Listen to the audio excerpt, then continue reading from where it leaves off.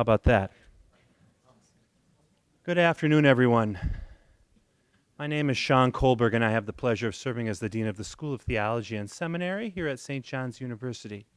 It's my pleasure to welcome you here to this wonderful event, sponsored by the J. Phillips Center, and I want to thank John Merkel for coordinating with the School of Theology to welcome our guest in this wonderful topic today. So let me just say a few words. It's my pleasure to introduce Dr. Rita George-Tvrtković.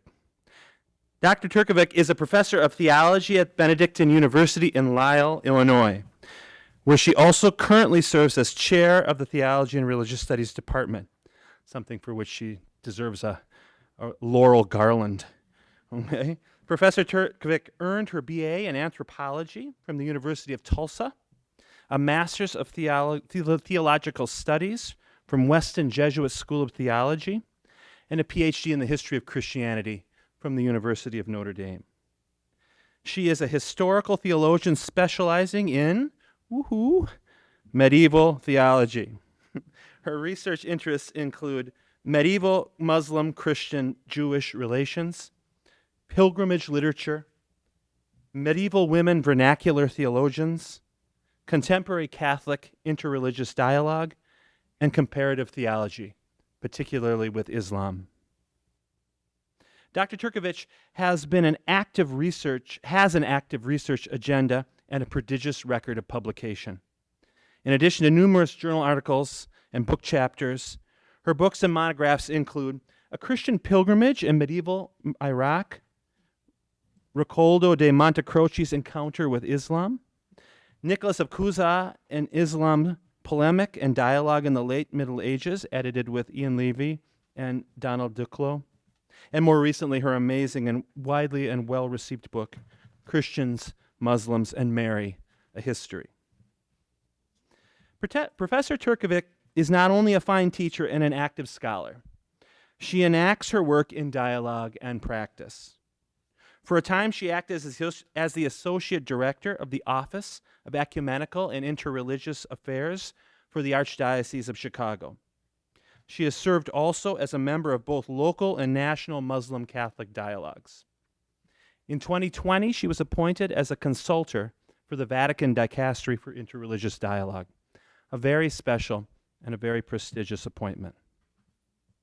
She personifies a pursuer of wisdom who integrates rigorous studies, a commitment to transformative teaching, dialogue among people with differences, and pastoral practice with a vision for inclusive, dynamic faith communities. A Google search will find Rita interviewing young adults, mediating difficult questions, and asking hard questions of religious communities.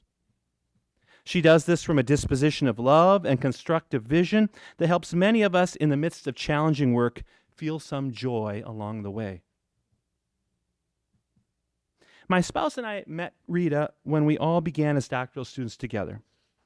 One of the things I loved so much about Rita is that we could share a day first muddling through very difficult and seemingly long doctoral courses. I think maybe we were in Latin together too, Rita.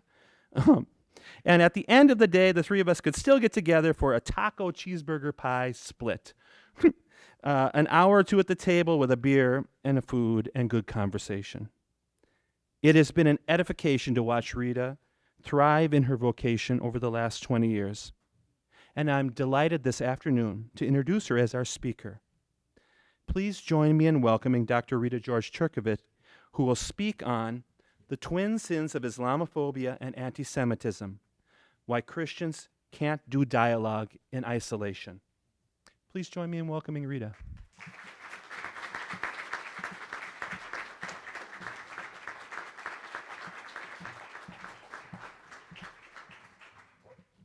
Good afternoon, everyone. It's a real pleasure to be with you today. I might use this. I might walk around. We'll see.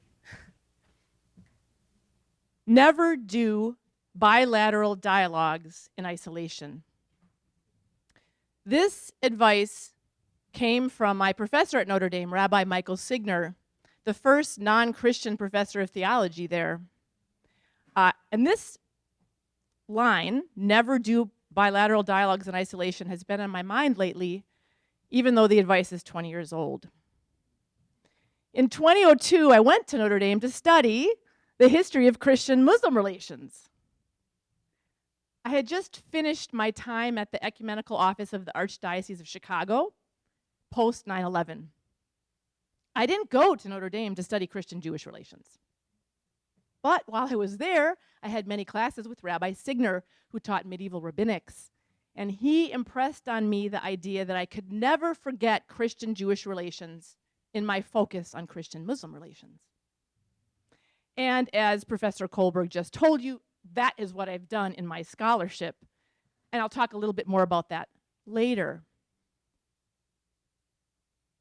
Since 2009, I have taught at Benedictine, a small Catholic university in Metro Chicago, which has 25% Muslim student body and very few Jews. All of this background matters as a long prelude to October 7th, 2023. When October 7th happened, I asked myself, who am I to comment? I am not an expert in Mideast politics. But I soon realized that things were different this time, because what was happening over there was affecting both Christian-Jewish and Christian-Muslim relations here as never before. And since I work in local interreligious dialogue, I realized I needed to be able to talk about what's happening over there and how that affects what's happening in interreligious relations over here. I came to understand that now more than ever, it is my duty as a Catholic theologian to speak up and speak out against both Islamophobia and anti-Semitism at the same time, and to help Christians understand the theologies that underlie these. Of course, before October 7th, I was already doing that work. Especially after 2015, there were connections between anti-Black and anti-immigrant racism and anti-Semitism and Islamophobia, and I spoke out against all of these. And Jews and Muslims, my colleagues, mostly saw themselves as allies, fighting against the same enemy. They often supported each other in the same fight. So I'm going to give you some examples here. I'm going to fast forward a little bit. I don't know if you remember this photo. It's kind of an iconic photo from January of 2017, after Donald Trump was elected, and there was talk of the Muslim ban. And so there were these huge protests at O'Hare Airport. And this is a beautiful image, right? You couldn't have picked a more lovely image of, you know, Muslim dad, Muslim daughter, Jewish dad, Jewish son. The dads look like they could be brothers from another mother. And they're having, you know, they have these signs of support, okay? So this is very common, that, you know, Jews and Muslims were supporting each other as minorities who were, you know, picked on by the majority, if you will. So this one is also, right, we see a very clearly Jewish person there loving our Muslim neighbor. This is one of the very common mosque controversies throughout the country, you know, where a local community says, we don't want a mosque because, you know, traffic, it would snarl the traffic, right? So here's an example of a Jew coming out and saying, yes, we want your mosque to be built. Here's another example of the intersectionality, right? The Unite the Right rally, anti-Black, anti-Jewish, anti-Muslim, anti-immigrant, right? And they were chanting, you will not replace us, Jews will not replace us, okay? So there's all kinds of examples of, well, an anti-Semitism at events like this. We can come back and talk about that, okay? But after October 7th, the calculus had changed. We started to see new alignments and stances hardening as sides were being taken. There's been an exponential rise in hate crimes in the US against both Jews and Muslims. And oftentimes the perpetrators are quote unquote Christian. We'll come back to that. For example, the murder of the young 6-year-old Palestinian Wadea happened in the suburb just next to mine, killed by a supposedly very devout Catholic parishioner. Okay. So we see this rise in hate crimes, you know, 3 Arab students shot in Vermont, anti-Semitic threats and violence at Ivy League universities, and Jewish schools and synagogues who already have security systems have had to up their security, right? Both Muslims and Jews feared of being doxxed or not getting jobs or showing their identity. the interreligious dialogue scene had changed too. Some groups that I know about with years of experience were now unsure what to say or how to proceed. I don't know, this atmosphere might be fed by mainstream media and social media and political protests pushing an either-or approach. They say either you stand with Israel against Hamas and for the release of the hostages, or you want a ceasefire because you're against genocide and occupation and you declare from the river to the sea. You have to choose, they say. And I took a picture of this in my neighborhood. I think this perfectly exemplifies that either-or pick. In Rogers Park, here's a flyer, right, ceasefire now, and someone wrote, free the hostages, scratch, scratch, scratch, Israel forever. Pick one, pick your side. But what if you believe that Israel has the right to exist, but you also want a ceasefire? What if you're concerned about both Israeli citizens taken hostage and Gazan citizens starving and dying? What if you see the humanity of ordinary people caught in the crossfire even as you decry those in power, be it extremists in the Israeli government or extremists in Hamas? What if you have Jewish friends and family in Israel and Muslim and Christian friends and family in Gaza? And that's complicated enough. Us Americans trying to figure out what's happening over there. But what about right here, where we see the further development of anti-Semitism from the right and left and anti-Islamic sentiment? In times of struggle such as these, isn't this when we are most supposed to rely on our long-standing interreligious relationships? But what I have been hearing from my Jewish colleagues over here and my Muslim colleagues over here separately, they're saying the same thing. I feel alone. I feel my Christian dialogue partners are not standing up for me. Interreligious dialogue is having a hard time right now. But if we can't talk right now, what's the point? I really do thank the J. Phillips Center and John Merkel in particular for inviting me, of course, the School of Theology, but because originally I just said, hey, I want to talk about my specialty Christian Muslim stuff. And Dr. Merkel, he pushed me a little and said, no, let's do this topic. This is an important topic to do right now. It's difficult but needed, so I thank you, wherever you are, John. I thank you for pushing us to talk about this, right? Because right now in universities, which should be a place for open and respectful dialogue, universities are having a hard time talking about this, right? I think it's helpful for us to pay attention to the method of conversation and our interlocutors as well as the content to do it right. Is it an intra-religious audience? Is it an inter-religious audience?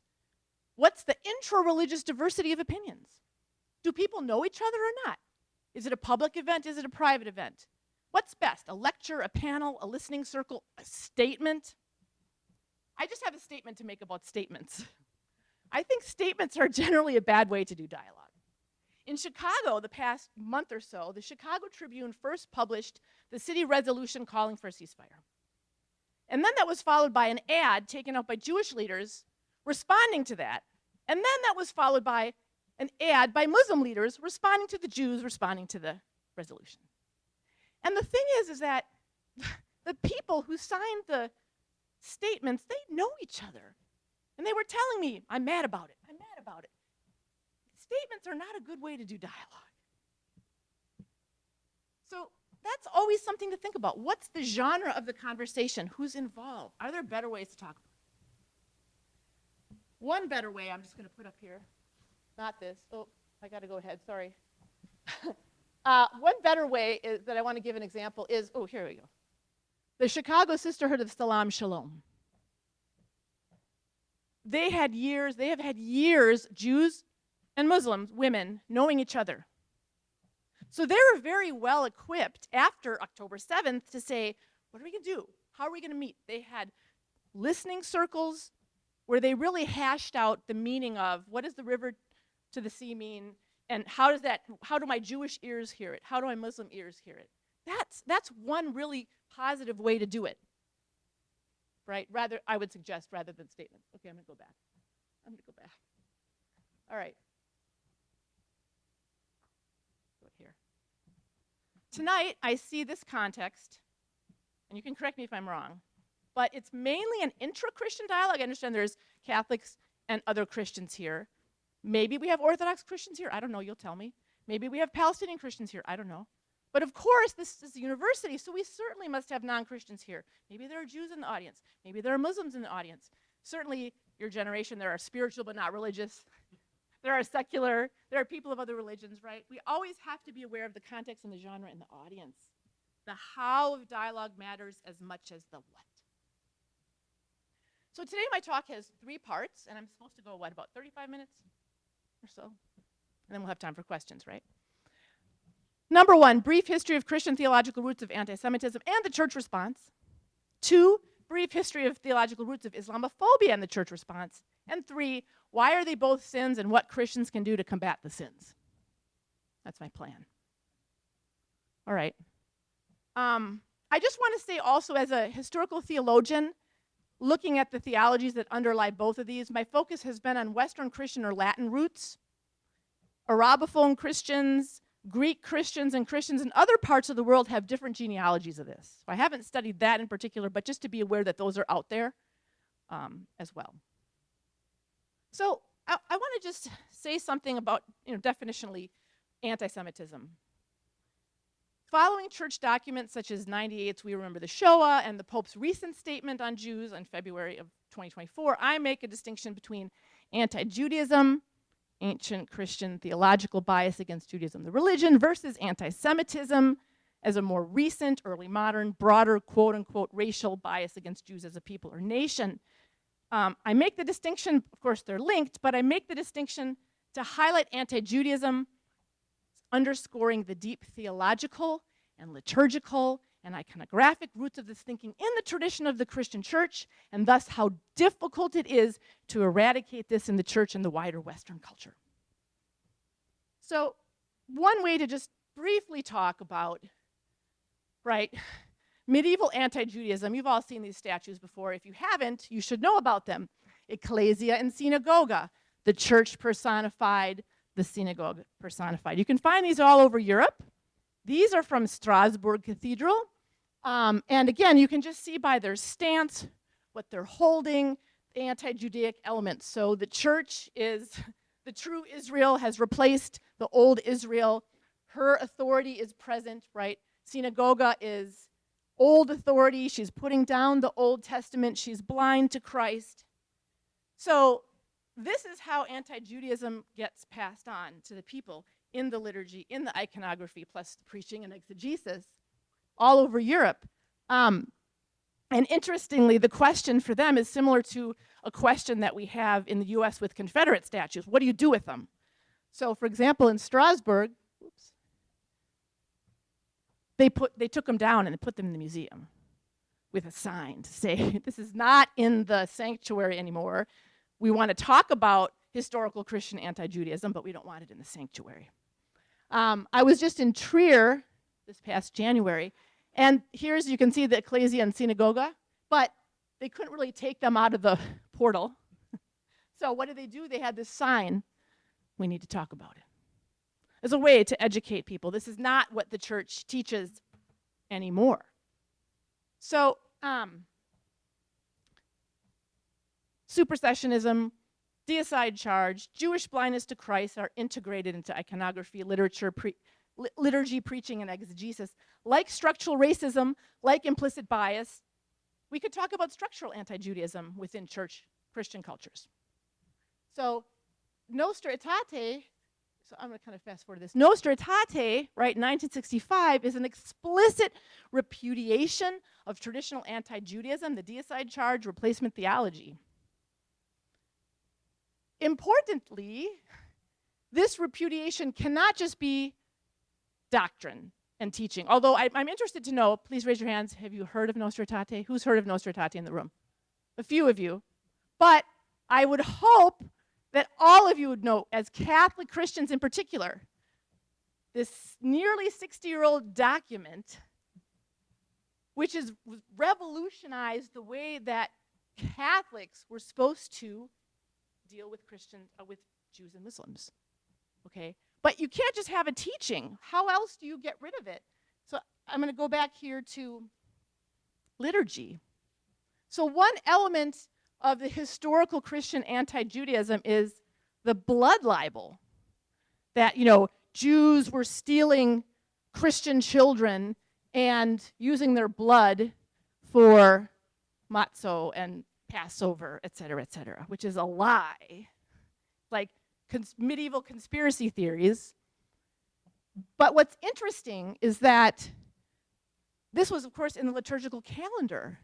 And Simon of Trent was beatified. He was part of the calendar. So very interestingly, this telegram was sent the very day that Nostra Aetate was promulgated, on October 28th, 1965. And this telegram announces the abolition of the veneration of Simon of Trent, because you got to get rid of it in the liturgy too, and in the preaching, and in the catechesis, right? So that's a way that the church can get rid of structural anti-Judaism.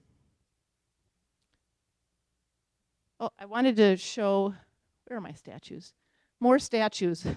Another way to redo the tradition is to take the old ecclesia and synagoga statues and create something new. This is at St. Joseph's University in Philadelphia. And so as you can see, they're both equal. They're sitting together, reading scripture together. Jews are still in covenant with God, okay? And so this is another way that the church can deal with this old iconography and express the new theology. Okay, good so far? All right. How much time I have? I just want to be sensitive. Well, if you want to stay to 35, maybe another 15 minutes. Thank you. I don't want to talk too much because dialogue. Dialogue, but I do have stuff to say, though. Okay, brief history of Christian theological roots of Islamophobia and church response. A few points. Number one, I always need to stress the unevenness of Christian-Muslim relations with Christian-Jewish relations, because Catholic Christians in the church has a special relationship with Jews, such that at the Vatican, actually the office that deals with Christian-Jewish relations is not in the Interreligious office, but it's in the ecumenical office, to highlight that special relationship. This is contra the popular idea of Abrahamic faiths. Who's heard of that term before? Abrahamic faiths, right? Very new term, 1950s, Louis Massignon, based on the Islamic idea of Ahl al-Kitab, people of the book, which kind of puts Christians, Jews, and Muslims on the same level, but really, theologically, Christians and Jews are a closer relationship. If you look at Lumen Gentium 16, it talks about God's plan of salvation, including Muslims in the first place, after Jews who are also said in the first place. So they're first in being the first place, which means the Muslims really are in the second place. Okay? So there's a little unevenness there. That's important to note. But this is my area of Christian-Muslim relations, right? So the second point I want to say is that Islamophobia is not a theological term. You're not going to find it in the magisterial documents. Okay, but I use it because of its widespread acceptance culturally. Georgetown did a study on Islamophobia, but it's not a theological term. Quickly, medieval anti-Islamic sentiments. Again, I'm focusing on the Latins. So let's kind of go up ahead here.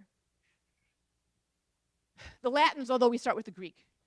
We start with John of Damascus. It's one of the earliest statements in a book about heresies, and that's the first thing, right?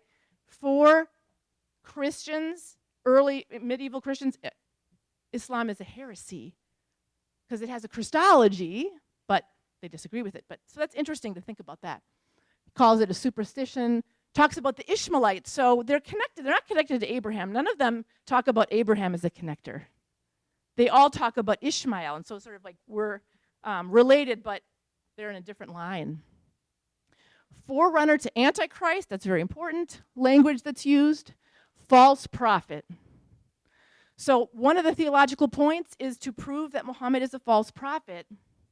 And so that's why we have this tradition in the West of denigrating Muhammad as a person, which of course is personally very hurtful to Muslims who love him and see him as a model. So John of Damascus, Pope Urban's crusade call, I like to read this in class and find sort of Orientalist terms and stereotypes that we still use today. They're infidels, they're barbarians, they're a vile race, they worship demons, they're violent. Okay, this language is used. in the medieval period. All right.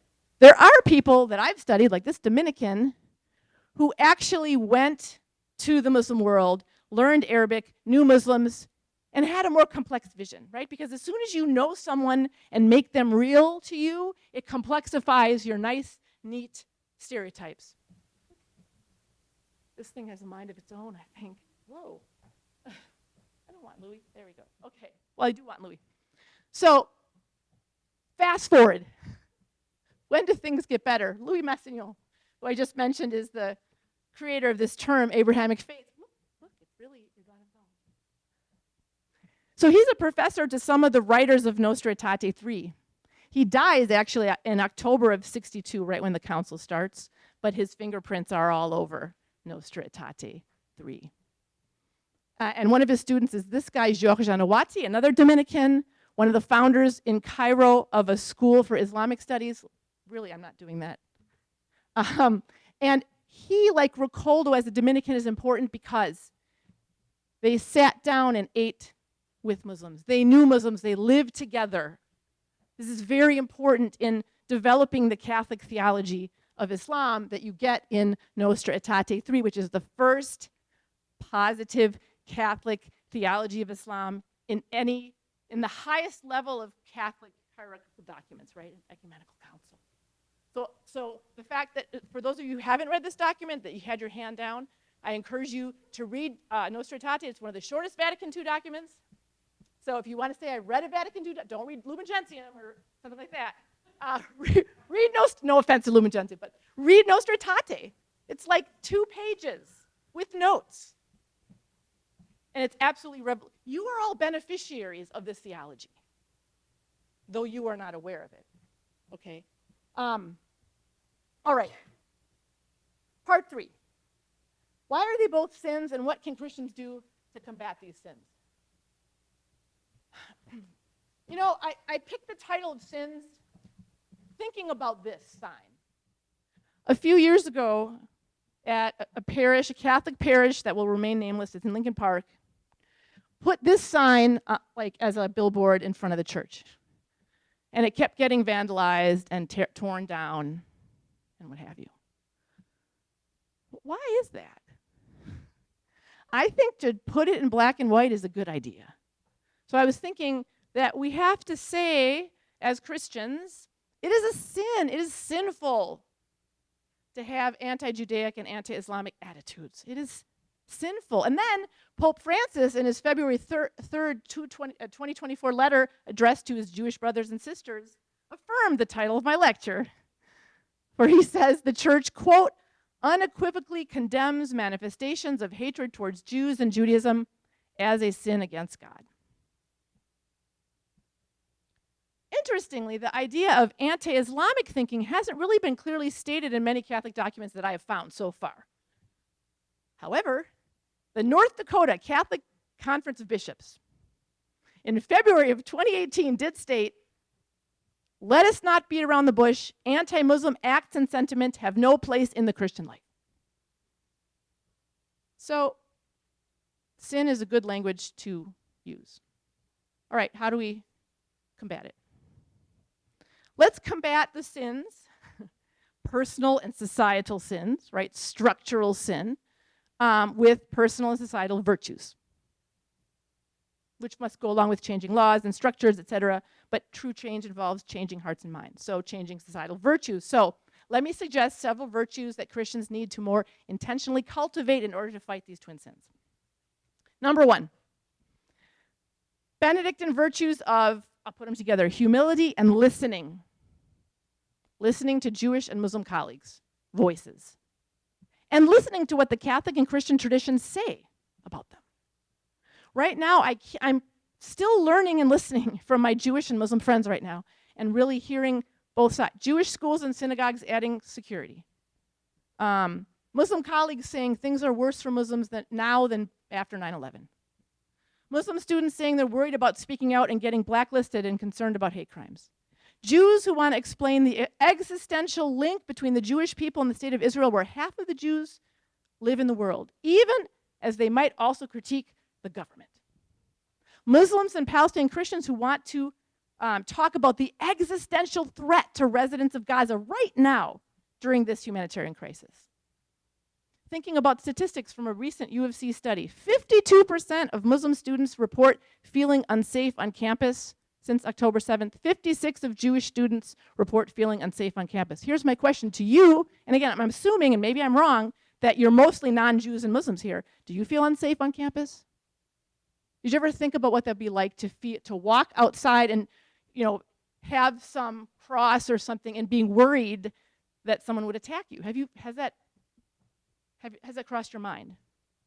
I'm worried about my mostly Muslim students, but Jewish students too. I want them to feel safe. Virtue number 2, courage. Both Jews and Muslims have told Christians they need to have moral courage, but what does that look like? Does it always mean a statement, a Facebook post, a monologue? So since October, I've been trying to sit with the tension I hear when listening to my Jewish colleagues and my Muslim colleagues. I try to follow a league of my friend, a Muslim friend, who channeled Johnny Cash by saying, walk the line with me. Walking the line takes courage. Virtue 3, perseverance.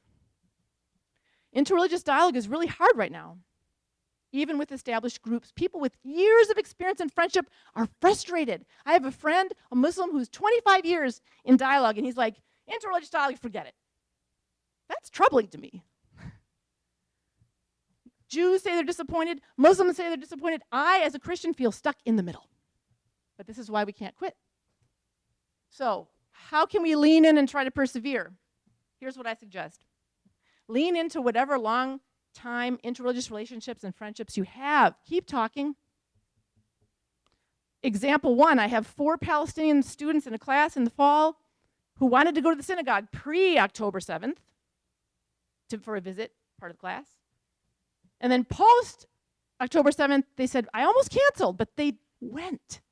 It took courage for them to go to the synagogue. It took courage for the Jewish host to host them.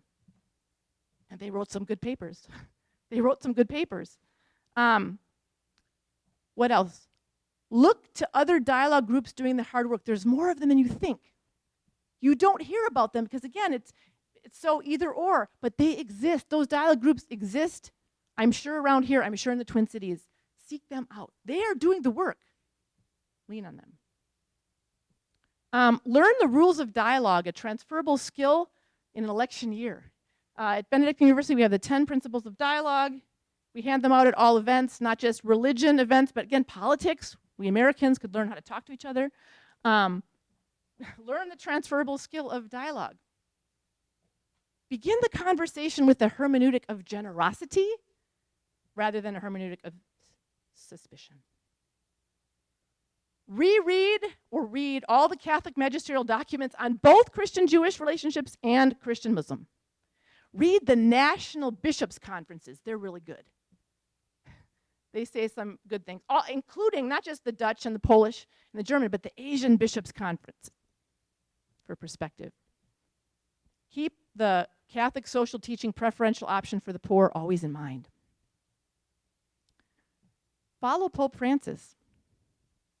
Read 2 statements. First, his February 3rd statement reiterating Catholics' close relationship with Jews. Read his March 3rd Angelus calling for an immediate ceasefire in Gaza. And finally, follow your well-formed conscience. To conclude, how can we cultivate these virtues today to combat the twin sins? I'd like to end with a prayer, if I can, Benedictine value of prayer.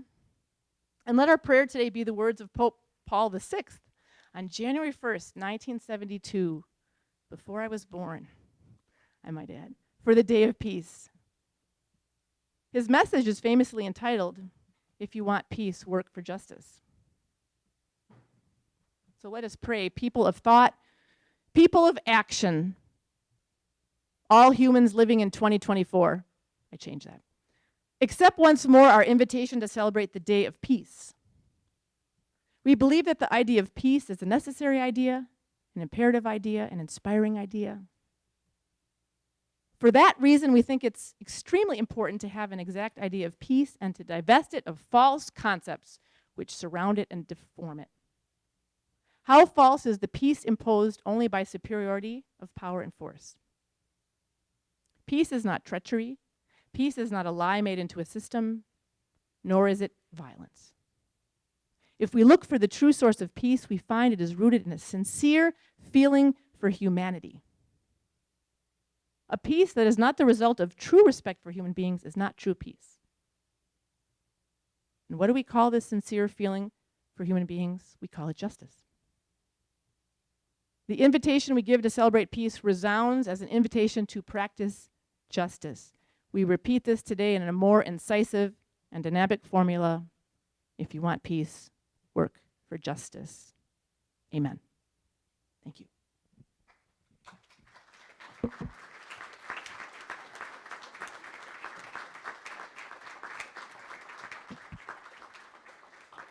Are there questions? Is it questions? So do people, do they come up to the mics, or what's the? We have 2 mics here on either side. So the questioners, respondents, can go to either side, speak into the mic.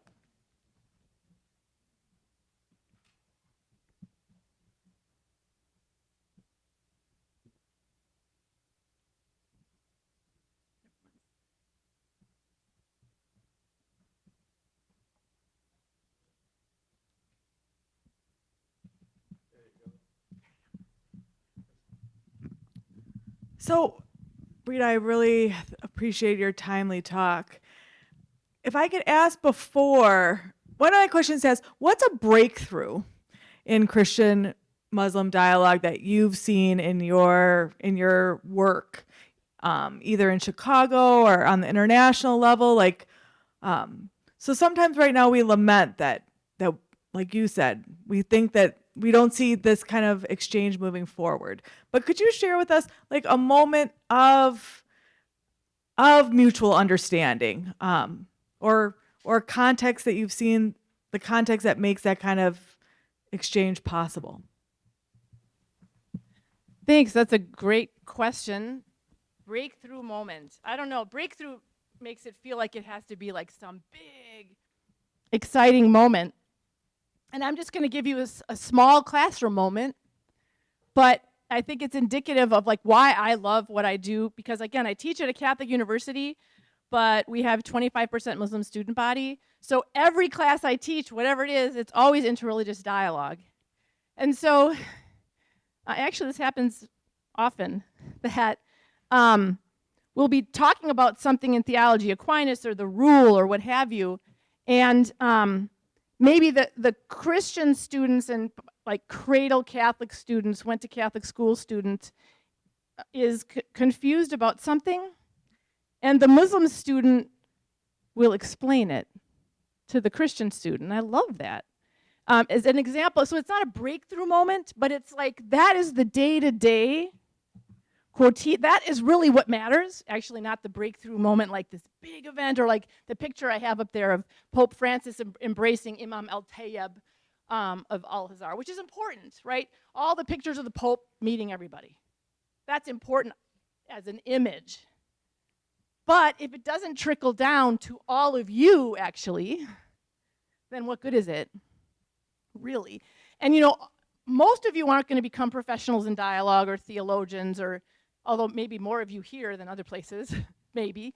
But you want to be a doctor, you want to be a lawyer, you want to be a school teacher, you want to be a physical therapist.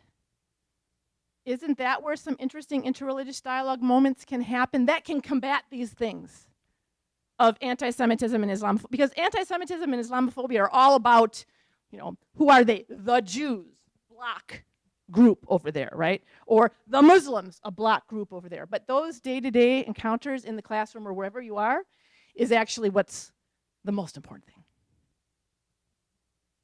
I hope I answered your question. Come on, students, etc. Yes. Well, I'll be brief. If you Google Greater St. Cloud Faith Leaders, what you'll find is a website that began maybe 15 years ago, when there was a vandalism of a local mosque in the St. Cloud area. And Bishop Donald Kettler at the time and some other faith leaders got together, and that that organization still exists, still meets. There's a note on their website right now about a couple of things going on at St. Ben's Monastery. It's just a really good resource locally if you're looking for information and action opportunities. And can I ask you a follow up on that? Thank you. So I'm imagining, like, what are they doing right now? Are they having special dialogues or talks or whatever, post October 7th? Do you know? I can't speak to, I don't know. Right. But thank you so much. But the point is If I were looking Yeah. for a place locally, I would go there pretty quickly and try to find out what's happening. thank you for that. That's really important, right? Because again, there probably are doing things that aren't in the media that we don't know about, and we need to know about these groups, right? Because right now we think we're so polarized, nobody can talk to each other. I'm in this international network with the Vatican of interreligious women around the world that I met a year ago. So before all this, there is a female Jewish rabbi from Israel, and so she's on the WhatsApp telling me, this is what we're doing, Muslims and Christians and Jews in Palestine and Israel right now. Right? Because if you go to the news, it doesn't seem like anybody's talking to each other, but it's happening. So thank you for the local connection, right? There are lots of those. And that gives us actually another virtue, is the virtue of hope. We need that virtue of hope right now. So thank you for bringing that up, local St. Cloud. Please, questions, students. I'm interested in students. Not that I'm not interested in professors and such, but students, come on. Don't be shy.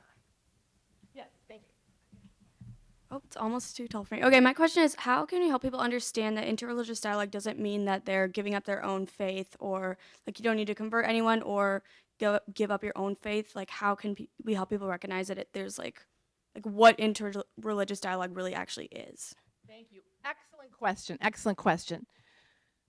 So, if you're a Catholic, again, go to Nostra Aetate, and it exhorts Catholics to do dialogue. The sons and daughters of the church exhorts us to do dialogue. It's not an extra thing. It's something we're all supposed to do. But if you've been involved in actual dialogue groups, you learn that usually it strengthens your own faith, right? Because if you're a bunch of Catholics sitting around, you don't usually have conversations about, transubstantiation, whatever. But then a Muslim asks you, well, what is that? Then you're sort of forced to look at, what do I believe about that? How do I make that real in my life? And so my experience has been, if you're a faithful Catholic or faithful Muslim, you are strengthened in your faith. And then also, this is where the rules of dialogue help, because rule number 1 is, do engage in dialogue to listen and learn, not to argue, and not to convert the other. However, you yourself might be converted in whatever way, like a deepening of your heart or whatever. So I think that's the answer. Your faith is only deepened by dialogue, not threatened. I mean, if you're in a group where someone's pressuring you, then get out of that group. Yeah, great question. Thank you so much. Other questions?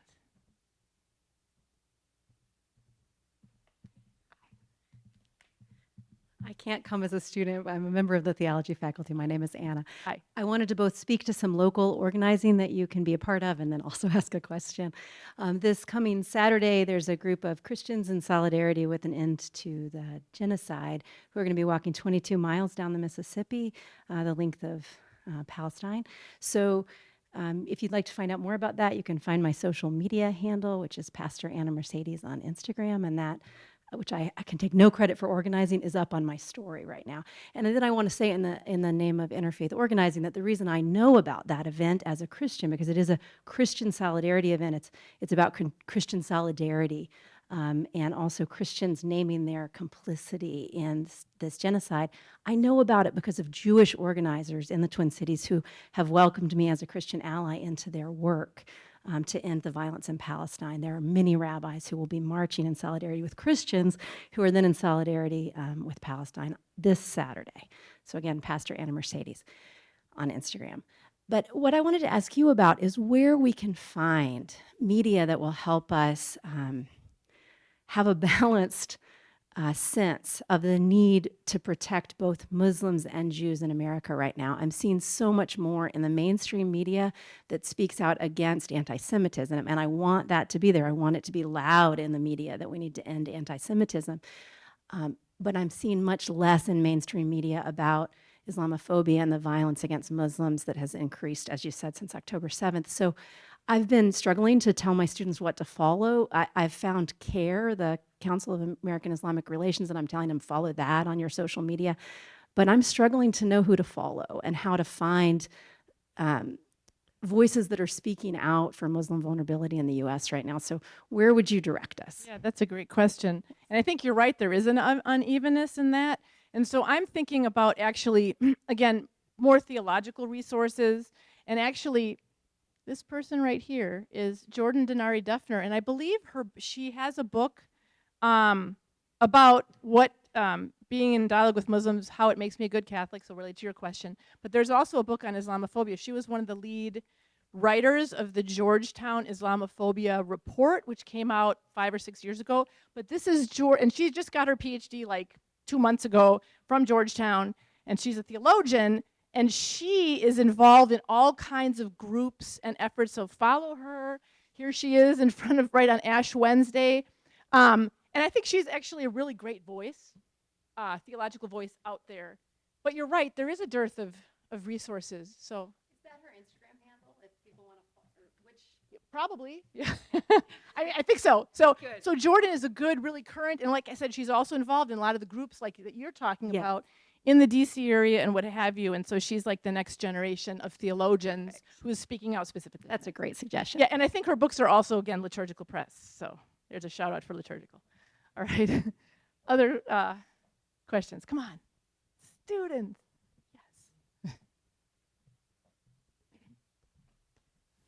Yes. So I appreciate that you gave a large emphasis on various documents and how we can catch their perspective using those. And I'm just curious, for other Christian traditions that might stand outside the primary Catholic tradition, what would you recommend as far as kind of like considering their own identities and then putting that in perspective when entering into interreligious dialogue? Yeah, thank you for the question, because as you know, you can't do interreligious dialogue without considering intra-religious dialogue. And so the ecumenical question is a good one. I have been in dialogue. I'm just going to tell you, I don't have resources of documents, but again, I'm talking about personal relationships that I have. For example, down the road from Benedictine University is Wheaton College, which is an evangelical school, and yet they have just hired their first professor of like world religions, and he's a scholar of Christian-Muslim dialogue. So I think that Protestants, various kinds of Protestants, are also doing some of the same things that Catholics are, but unfortunately I don't have like a nice slide for you to recommend it, except to say that Catholics and Protestants are working on these issues. And of course, I don't want to forget Orthodox Christians, right? And especially, right, Middle Eastern Christians who have a special voice in this. So like I said, I don't have a document to name for you. I mean, Catholics were good at the documents. But I'm sure there are some out there. And I'd encourage you to find them, and now you've encouraged me to find them too. So the next time someone asks this question, I can answer it better. Thank you. Hi. Hi. Can I ask one too? Of course. Jason Schluty. I'm in the classics and history programs here. Hi. I find myself thinking a lot about peace and justice Yeah. and their relationship to one another. I've taken students to Israel many times to excavate and to tour Jerusalem and talk with students about the history there. I remember an individual who was giving us a presentation at one of the local universities on the peace process in the Middle East. And one of the questions he raised for the students is, well, in this process, one of the questions that I ask is, do you want peace or do you want justice? He separated the two. And with the prayer that you offered us, this was a prayer that was interested in peace, and a peace interested or rooted in the quest for justice. And so I'm wondering here, what do you do when you want peace? And I'm thinking of its relationship with justice. And I'm wondering, and this is one of those impossible questions, but I'm curious how you might address it. What do you do when justice looks so different for the different groups of people who are involved? when you're looking for peace? Yeah, I mean that is the question. And this is where we can rely on that theological virtue of hope that, again, somebody else, not me, can figure out what that future looks like. Because, again, with the binary of either or, then it's either this group and this group is sad, or this group and this group is sad. But can we work for a future together? And I think I want to bring up the term like Zionism just for a second, and like anti-Zionism, and how that's also like a binary, like you're for Zionism or you're against Zionism. But what does that look like? And Martin Buber was a cultural Zionist, but he was actually fighting for, I guess what we could call it like a one-state solution where Jews and Palestinians could actually live together. And he was very critical of the early Israeli government and not being able to do that, and critical of colonialism and settler colonialism, which is the term, right, that universities are struggling with, and thinking about, like, for example, the dichotomy of the Chicago papers I was talking about, like the Jews were like over here, and then over here were Muslims and black solidarity, right? And so that justice issue, and again, it's like this either or thing, but can we envision peace that's not just the cessation of violence, which of course we want that right now, but then are there people on the ground, that's why I'm thinking of this Jewish rabbi that I know in Israel, who can envision, is it a two-state solution? Maybe it's is there a one-state solution possibility where they can live together and we get over nationalism? Can someone make that happen? I don't know. South Africa kind of has that dream that we can all live together versus the Algerian solution, which was kick out the French, right? Like, are there solutions? I think I have the hope, Christian hope, that there is a solution, that it is first stop the violence, and then can we work together? Because, right, if from the river to the sea means get rid of the Jews, that's not good. And if people say wipe Gaza from the map, that's not good. Can there be justice? Can there be restitution? I mean, look, in America, let's take a look at ourselves and this country and how it was founded, and restitution, and whose land are we on? You know, and so I think that I would like to believe it's possible here. Why are they special? I mean, yeah, they're special because there's a terrible war right now, but let's compare it to our country and what we need to do for reparations, to work together, to live together.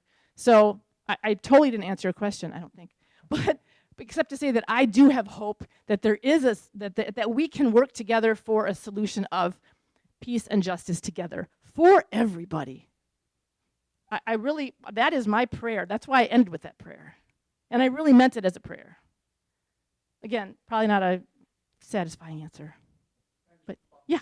I think in many ways your presentation does fundamentally address the question too, insofar as even when we're thinking of dialogue, it's not always this binary, but bringing more parties into a dialogue enriches a conversation, and maybe in some ways can shift dialogues where it's not always quite so binary in every case, but there are other points of view to consider too. So I'm still thinking through, but I think that's in part what you have to say that does speak to it too. I hope so. I mean, this is believe me, since St. John's asked me to give this talk, I've been thinking about this like every day. I really have. Like, I wake up at night thinking about it. And, you know, good thing I'm not a diplomat. Like, we need people on the ground, like, or whatever, fix the problem. But I do have hope. I do have hope. Other questions? I want to be respectful of your time and the time of this lecture. I think we have time for like one more, right? Yes. Hello. Thank you so much for your talk. And I'm just wondering, so we've been to this lecture. Maybe we're planning to have more interreligious dialogues. What could we do to have these dialogues with our fellow Christians, fellow Catholics, to continue this conversation with them in a way that spreads this idea in a proper and right way without, you know, accidentally saying something that might be, you know, anti-Semitic or Islamophobic? Or how do we just enter into a dialogue with our peers? That's a great question. Thank you. I think we often need to talk amongst ourselves, right, to figure out what we want to do before we reach out, right? So even having the intra-Catholic dialogue, because intra-Catholic-wise, we could have differing opinions on this, right? So I think the great first step is you, as a student, I'm assuming you're a student, right, get together a few of your friends, have food, food's very important, and like make your plan in your spheres of influence, and what people can you bring in that are different Christians, and then do you know Muslims and Jews? Does somebody know Muslims? Bring it in. Friendship is really important.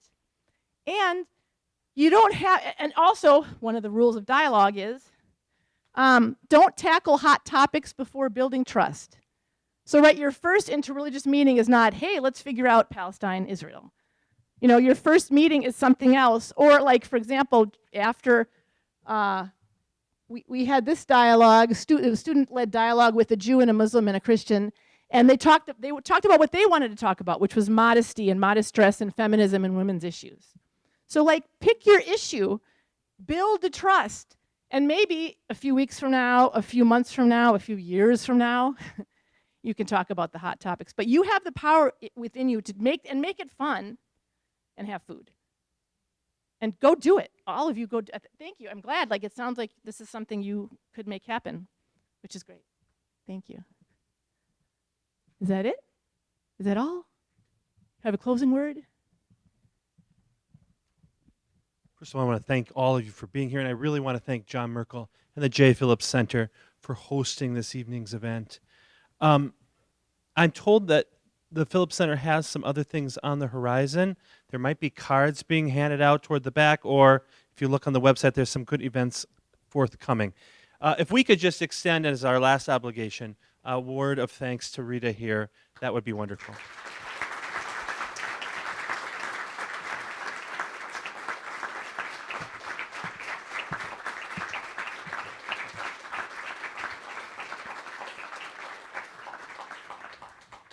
Looks like the handouts are at the back, so you might find something, or a book. Oh, Rita's most recent book is for sale at the back. I see. So you can look at that too. Safe travels, everyone. Have a nice evening.